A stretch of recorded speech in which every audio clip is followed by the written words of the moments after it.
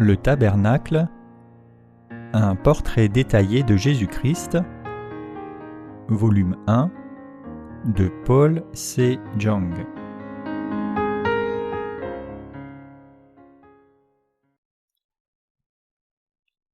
Nous ne devons pas ignorer, mais croire en la parole et en Dieu. Croire en Jésus ne signifie pas que vous êtes sauvé inconditionnellement. Pas plus que fréquenter votre Église ne signifie que vous êtes né de nouveau inconditionnellement.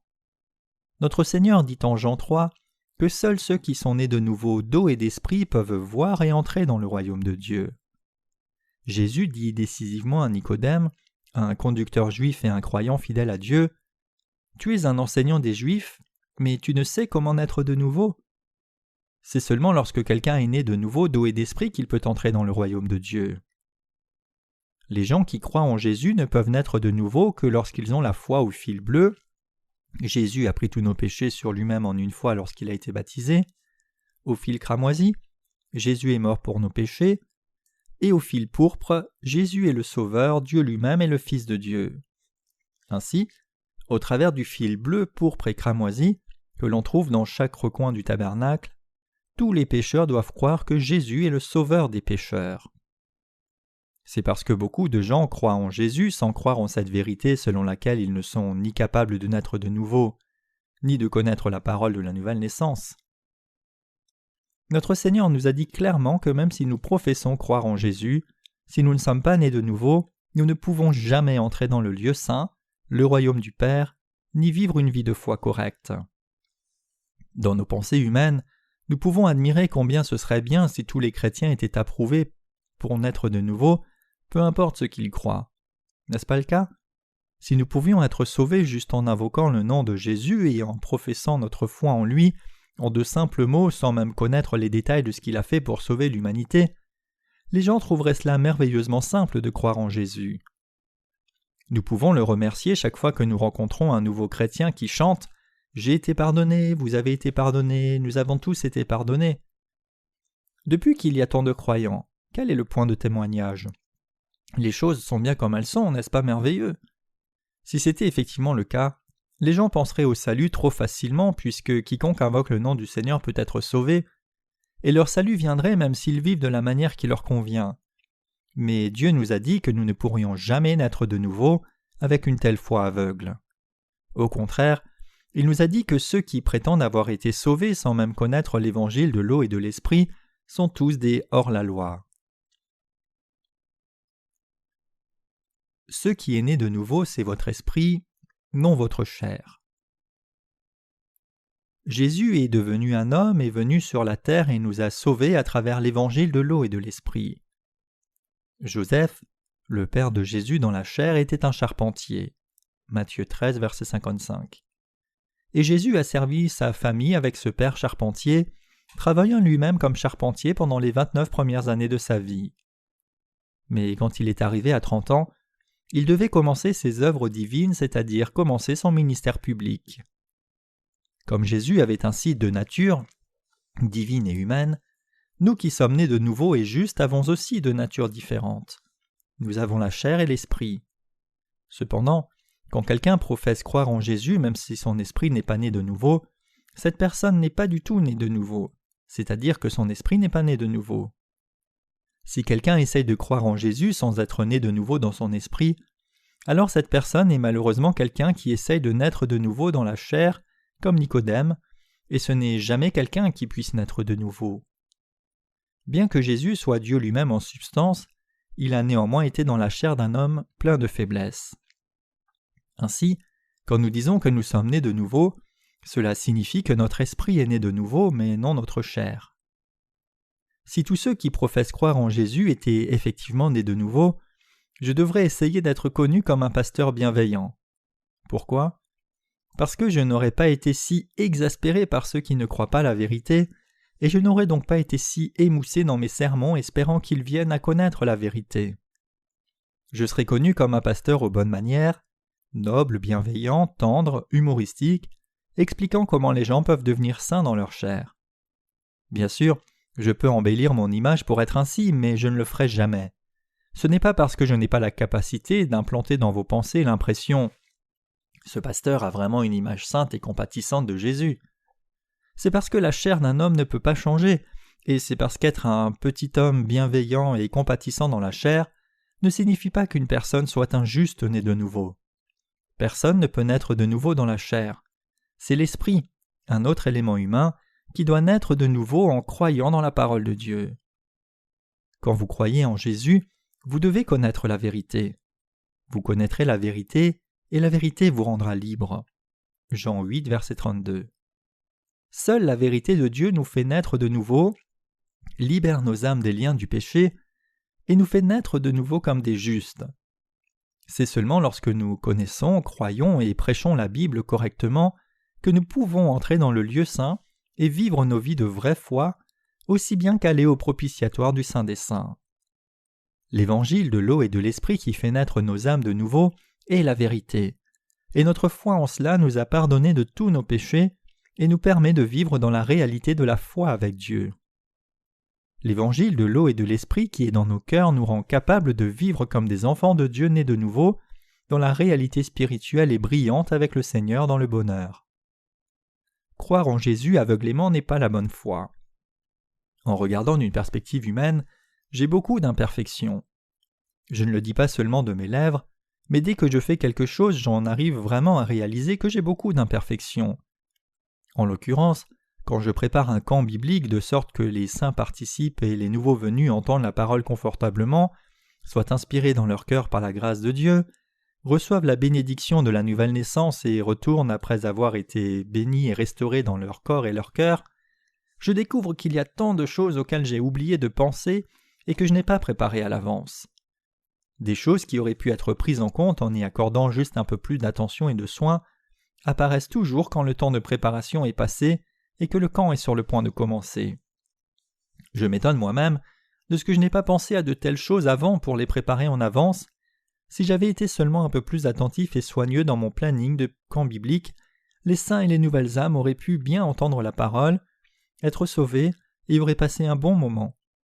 En outre, même quand je travaille toute la journée en raison d'un manque d'efficacité de ma part, il arrive souvent que les résultats ne soient pas à la hauteur de mes efforts.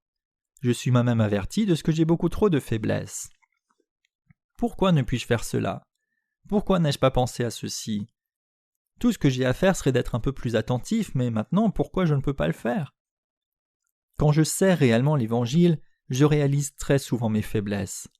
Alors je le reconnais et j'admets, c'est celui que je suis, voilà combien je suis insuffisant.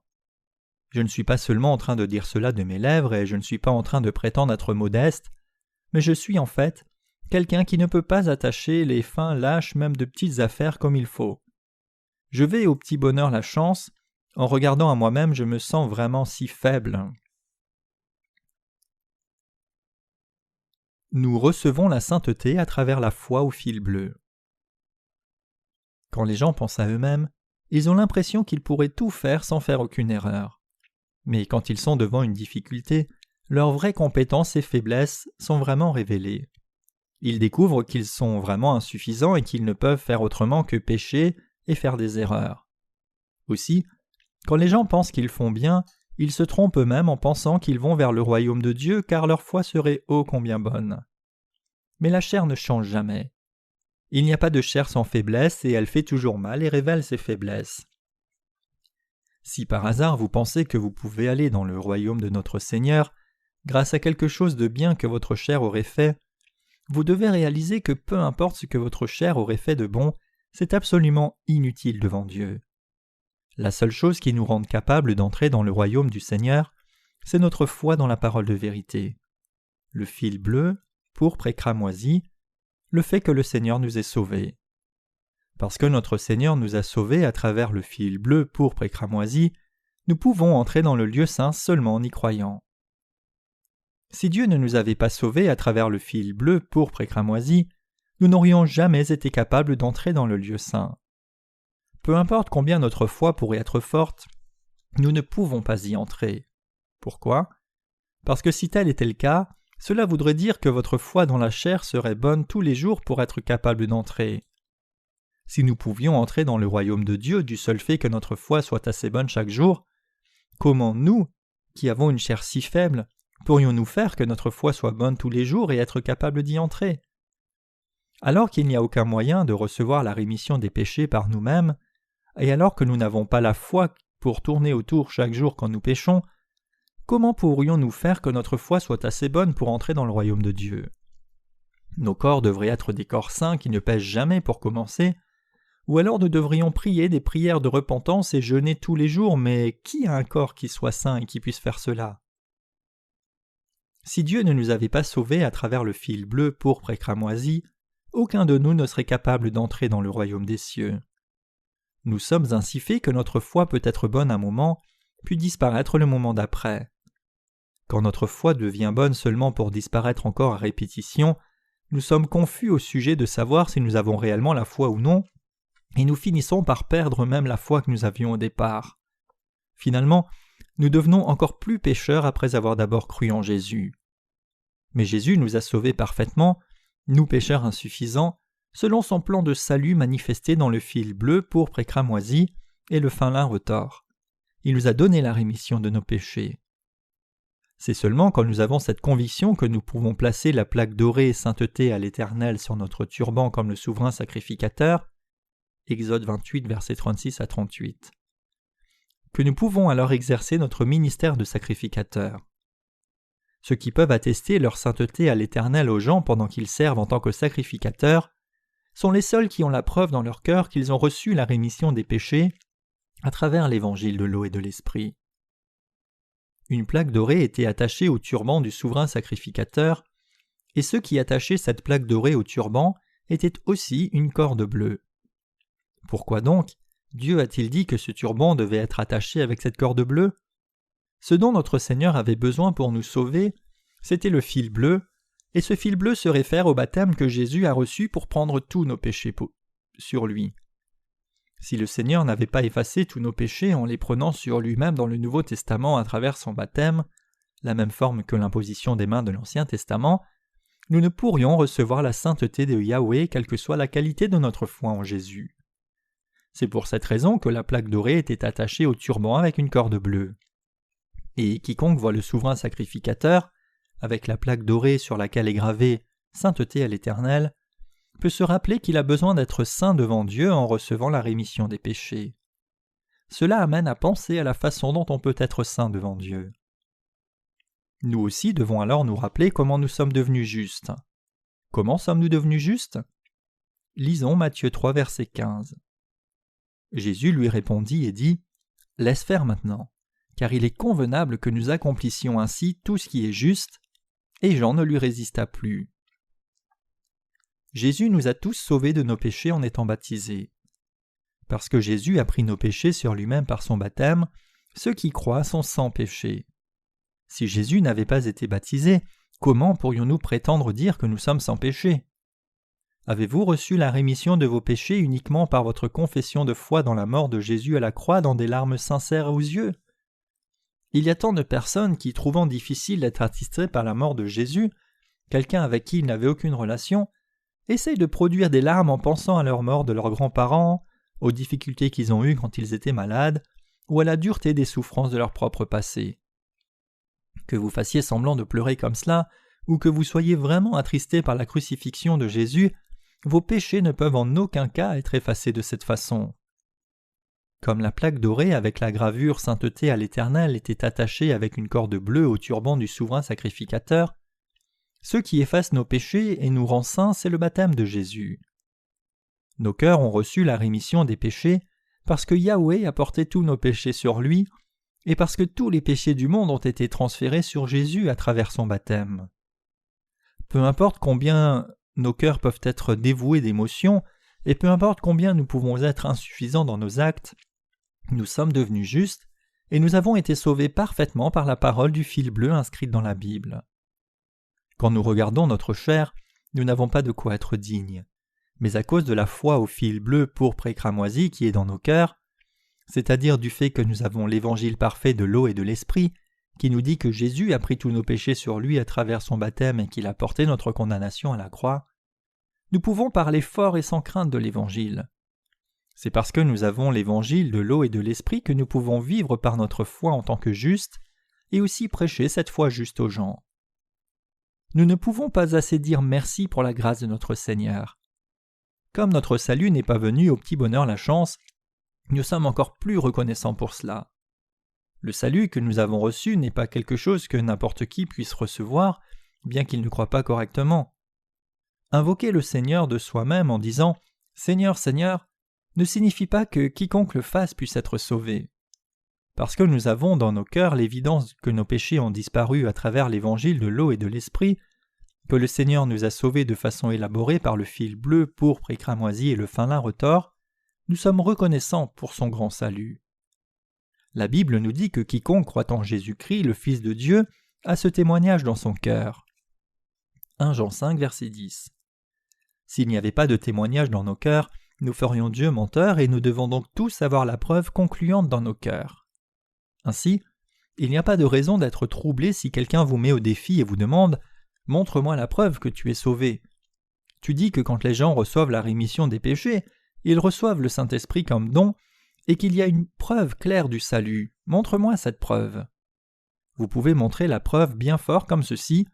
J'ai en moi l'évangile de l'eau et de l'esprit par lequel Jésus m'a sauvé entièrement. Parce que j'ai été sauvé parfaitement par lui, je n'ai pas de péché.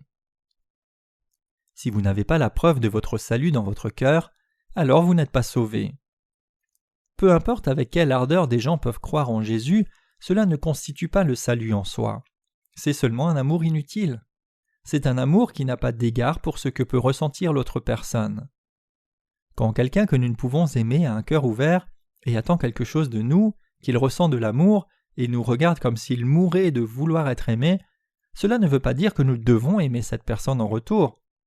De la même façon, Dieu n'entoure pas de ses bras ceux qui n'ont pas reçu la rémission des péchés seulement parce que leur cœur le cherche. Ce n'est rien d'autre que de l'amour inutile de pécheurs pour Dieu. Quand nous aimons Dieu, nous devons l'aimer en croyant dans sa parole en vérité. Notre amour pour lui ne doit pas être à sens unique. Nous devons lui dire notre amour pour lui, et nous devons d'abord découvrir s'il nous aime réellement ou pas, avant que nous ne l'aimions. Si nous donnons tout notre amour à une personne qui ne nous aime pas vraiment, tout ce que nous finirons par avoir, c'est un cœur brisé. Notre Seigneur nous a introduits dans la gloire du salut de nos péchés, de sorte que nous ne soyons pas condamnés pour cela.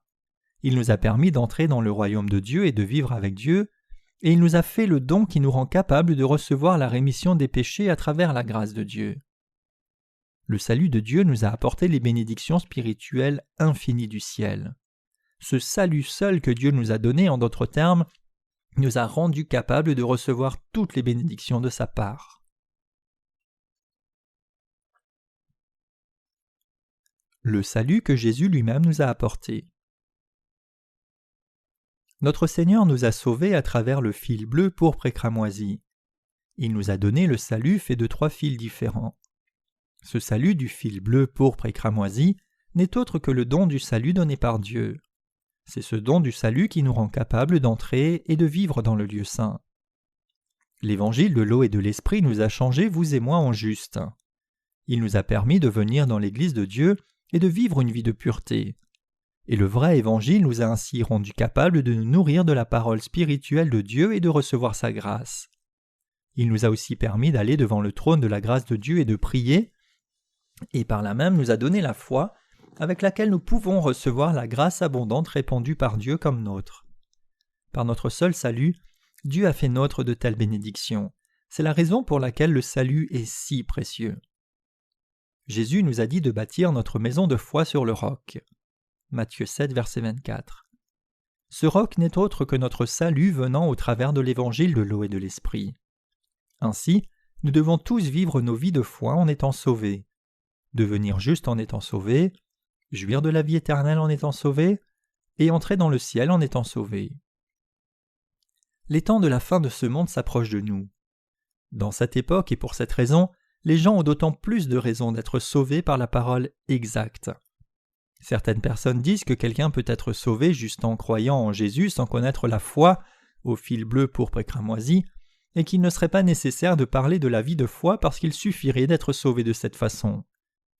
Cependant, la raison pour laquelle je dis cela à répétition, c'est que seuls ceux qui ont reçu la rémission des péchés dans leur cœur peuvent vivre leur vie de foi que Dieu approuve. Parce que le cœur de chaque saint qui a reçu la rémission des péchés est le saint temple où le Saint-Esprit demeure, il doit vivre sa vie de foi de sorte qu'il ne néglige pas cette sainteté. La façon dont les justes vivent leur vie se trouve à une dimension entièrement différente de la façon dont vivent les pécheurs. Du point de vue de Dieu, la façon de vivre des pécheurs est complètement en dessous de son standard. Leurs vies sont pleines d'hypocrisie. Ils essayent très fort de vivre selon la loi. Ils placent leurs propres standards sur la façon dont ils devraient marcher, comment ils devraient vivre leur vie, comment ils devraient parler et comment ils devraient rire. Mais cela se trouve loin de la vie de foi que vit le juste. Dieu dit au juste en détail « Aime le Seigneur ton Dieu de tout ton cœur, de toute ta force, et aime ton prochain comme tu aimes ton propre corps. » Tel est le mode de vie que Dieu nous a donné en tant que justes. Il nous convient, à nous les justes, de vivre nos vies en aimant Dieu de tout notre cœur, en suivant sa volonté avec toute notre force et notre volonté. Pour sauver notre prochain, nous devons faire des investissements sans compter dans ses œuvres. Telle est la vie des chrétiens. Si nous restons à un niveau où nous pensons que tout ce qui pose problème c'est de ne pas pécher, alors nous ne pouvons pas suivre la vie de foi du chrétien né de nouveau. Avant que je ne sois né de nouveau, j'ai mené une vie de foi légaliste dans une dénomination presbytérienne et aussi loin que la vie de la loi était concernée, j'essayais de l'observer. De nos jours, des gens essayent de continuer ainsi, mais puisque j'ai mené ma vie religieuse depuis longtemps, j'étais très apte à observer la loi dans ma vie quotidienne. J'étais si scrupuleusement obéissant à la loi que je n'ai jamais travaillé le jour du Seigneur, puisque la loi commande que le sabbat soit observé et sanctifié, au point que je ne montais même pas dans une voiture le dimanche. Si je vous demandais de vivre comme je l'ai fait, il n'y aurait fort probablement personne qui pourrait vivre une vie aussi légaliste. C'est vous dire comme ma vie était légaliste avant que je ne sois né de nouveau. Cependant, peu importe avec quelle piété j'avais passé mes jours religieux, cela n'avait rien à voir avec la volonté de Dieu et c'était absolument inutile. Lecteur, avez-vous la foi dans le fil bleu pourpre et cramoisi ? Parce que le salut de Jésus est contenu dans ces 3 fils, nous pouvons entrer dans le lieu saint par notre foi. Notre salut a été accompli il y a plus de 2000 ans. Jésus-Christ, avant même que nous ne venions à le connaître, avait déjà pris sur lui tous nos péchés en étant baptisé et porté la condamnation pour nos péchés en mourant sur la croix. Le salut du péché se trouve en Jésus-Christ. Quand ceux qui ne sont pas nés de nouveau entrent dans le tabernacle, ils n'entrent pas par la porte de la cour, mais ils grimpent illégalement par-dessus le parvis. Ils disent « Pourquoi le fin lin du parvis est-il si blanc ? C'est tellement fade. On aurait dû le colorer avec du rouge et du bleu. C'est quelque chose de moderne de nos jours. Mais ce parvis est simplement trop blanc. Cela ressort de trop, et pourquoi est-il si haut ? Il fait plus de 2,25 m. Ma propre taille n'atteint même pas 2 mètres. Comment suis-je supposé entrer si le parvis est si haut ? Bon, je peux bien grimper à l'aide d'une échelle. » De telles personnes essaient d'entrer avec leurs bonnes œuvres. Ils grimpent sur le parvis de la cour du tabernacle avec leurs offrandes, des œuvres charitables, de la patience, et ils sautent au-dessus du parvis en disant « Je peux bien sauter 2,25 m. » Ayant ainsi grimpé jusque dans la cour du tabernacle, ils regardent derrière eux et voient l'autel des offrandes consumées. Ils détachent alors leurs yeux de l'autel et regardent en direction du lieu saint, et la première chose qu'ils voient, c'est la cuve qui se trouve en face. La hauteur des colonnes du parvis de la cour du tabernacle est de 2,25 m, mais la hauteur des colonnes et l'écran de la porte du lieu saint où Dieu demeure est de 4,50 m. Les gens peuvent entrer dans la cour du tabernacle par leur volonté s'ils ont assez de détermination. Mais même s'ils franchissent le parvis de 2,25 m et entrent dans la cour du tabernacle, quand ils essayent d'entrer où Dieu demeure, ils vont rencontrer des colonnes hautes de 4,50 m et un écran de la porte du lieu saint. Les gens peuvent franchir 2,50 m par leur propre effort, mais ils ne peuvent franchir 4,50 m que Dieu a placés, et c'est là leur limite. Cela signifie que lorsque nous croyons premièrement en Jésus, nous pouvons croire comme une religion. Aussi, beaucoup de gens peuvent croire en Jésus comme leur sauveur par leur propre volonté, et croient que le Sauveur est seulement l'un des 4 grands sages. Sans égard à la façon dont les gens croient, ils peuvent avoir leur propre foi de quelque façon qu'ils auraient choisi, mais ils ne peuvent être authentiquement nés de nouveau à travers une telle foi. Pour vraiment naître de nouveau, ils doivent passer par la porte de fil bleu, pourpre et cramoisi, par la foi. Nous sommes nés de nouveau devant Dieu en croyant que Jésus est notre Sauveur et la porte de la vérité, et qu'il nous a sauvés à travers l'eau, le sang et l'Esprit. Les gens sont libres de croire en autre chose, mais il n'y a absolument aucune preuve positive qu'ils puissent être sauvés et bénis grandement en croyant ainsi. C'est seulement par notre foi dans l'évangile de l'eau et de l'Esprit que nous pouvons avoir l'approbation de Dieu et la grâce et la bénédiction immense du salut de Dieu. L'objectif de cette foi en l'évangile de l'eau et de l'Esprit, c'est de nous introduire dans la grâce de Dieu. Regardez-vous le tabernacle juste comme une cour fermée rectangulaire avec une maison à l'intérieur? Cela ne peut apporter aucun bénéfice à votre foi. Le tabernacle nous parle de la foi complète, et nous devons savoir exactement ce qu'est cette foi. En ne connaissant pas bien le tabernacle, vous pourriez penser que la hauteur du tabernacle est d'environ la hauteur de son parvis, soit 2,25 m.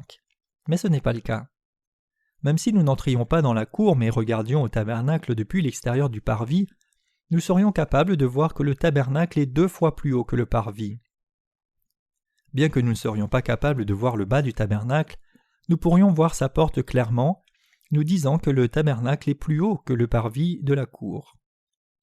Ceux qui ont reçu la rémission de leurs péchés en croyant en Jésus et qui sont entrés par là même par la porte de la cour du tabernacle, doivent confirmer leur foi à l'autel des offrandes consumées et la cuve, et ensuite entrer dans le lieu saint. Pour entrer dans le lieu saint, il doit avoir un renoncement à soi sans faille.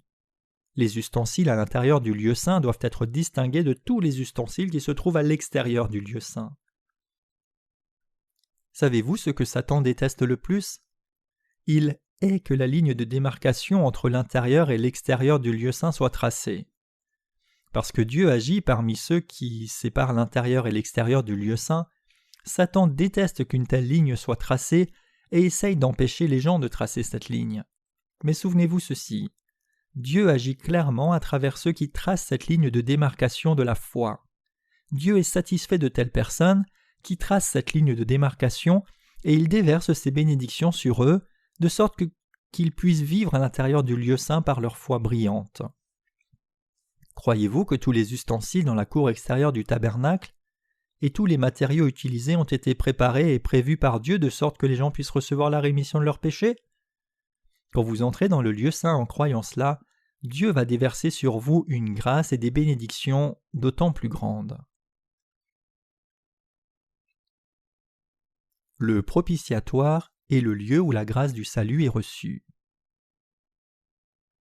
Dans le Saint des Saints, 2 chérubins tendent les ailes en regardant en bas vers le couvercle qui couvrait l'arche du témoignage. L'espace entre les 2 chérubins s'appelle le propitiatoire. Le propitiatoire, c'est le lieu où Dieu déverse sa grâce sur nous. Le couvercle de l'arche du témoignage était aspergé de sang, puisque le souverain sacrificateur répandait le sang du sacrifice donné pour le peuple d'Israël sur ce propitiatoire à 7 reprises. Dieu descendait donc sur le propitiatoire et répandait sa grâce sur le peuple d'Israël. Pour ceux qui croient cela, les bénédictions, la protection et la direction de Dieu commencent. À partir de ce moment, ils deviennent le vrai peuple de Dieu et sont éligibles pour entrer dans le lieu saint. Parmi les nombreux chrétiens de ce monde, certains ont la foi qui leur a permis d'entrer dans le lieu saint, tandis que d'autres n'ont pas une telle foi par laquelle ils pourraient entrer dans le lieu saint. Quel genre de foi avez-vous? Nous avons besoin de la foi qui peut tracer une ligne claire du salut et entrer dans le lieu saint de Dieu, car c'est uniquement en faisant cela que nous pouvons être grandement bénis par Dieu. Mais il n'est pas si facile d'avoir ce genre de foi. Parce que Satan déteste que les gens tracent la ligne claire du salut, il essaye constamment de masquer cette ligne. Vous n'avez pas besoin de croire de cette manière. Tous les autres ne croient pas ainsi, alors pourquoi mettre autant d'importance sur cela et continuer de le répéter? Faites donc plus simple et suivez le courant. En disant de telles choses, Satan essaye d'effacer cette ligne claire du salut. Aussi, Satan révèle nos faiblesses dans la chair et essaye d'en faire des problèmes.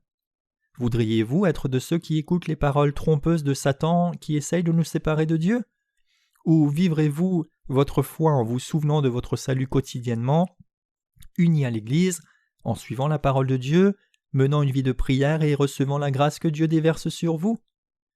En effet, ceux qui ont reçu la rémission des péchés aiment se rappeler de leur salut. Ils aiment demeurer dans l'évangile de l'eau et de l'esprit encore et encore. Méditer sur l'évangile est bon et essentiel pour vous. N'en est-il pas ainsi? Oh, encore cette histoire de notre salut! Le fond et la forme peuvent être différents, mais c'est toujours la même vieille histoire. Je commence à en être lassé. Y a-t-il quelqu'un qui soit en train de dire cela? Je serais désolé si je devais me raconter la même histoire tous les jours, mais quand la Bible nous dit que nous devons ruminer sur notre salut tous les jours, que puis-je faire? Quand l'Ancien et le Nouveau Testament nous parlent tous les deux de l'évangile de l'eau et de l'esprit, de ce qui est mal devant Dieu, c'est de pécher autre chose que cela. Toute la parole de la Bible parle de l'évangile de l'eau et de l'esprit.